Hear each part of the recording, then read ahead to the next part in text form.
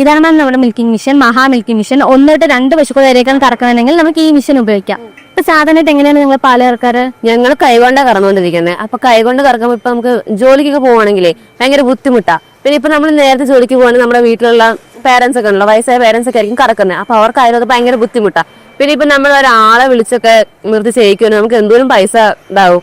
അപ്പൊ നമുക്കൊരു സ്വന്തമായിട്ടൊരു മെഷീൻ ഉണ്ടെങ്കിലേ അത് നമുക്ക് തന്നെ ലാഭമല്ലേ. ഉറപ്പായിട്ട് കറക്കാൻ നമ്മളിത് ആദ്യം കൊടുത്തോണ്ടിരിക്കുന്നത് 4 HP എന്നാൽ നമ്മളിപ്പോ 1/2 HP ഈ മെഷീൻ കൊടുക്കുന്നത്. മാം വന്നിരിക്കുന്നത് കറക്റ്റ് സമയത്ത് തന്നെയാണ്. അപ്പൊ ഈ മെഷീൻ ഇപ്പൊ നിങ്ങൾ വാങ്ങണമെങ്കിൽ നിങ്ങൾക്ക് 1 തൊട്ട് 2 അല്ല 5 പശുക്കൾ വരെ നമുക്ക് ഇതിൽ കറക്കാനായിട്ട് സാധിക്കും. ആഹാ, 5 പശുക്കളെ കറക്കാൻ പറ്റുമോ?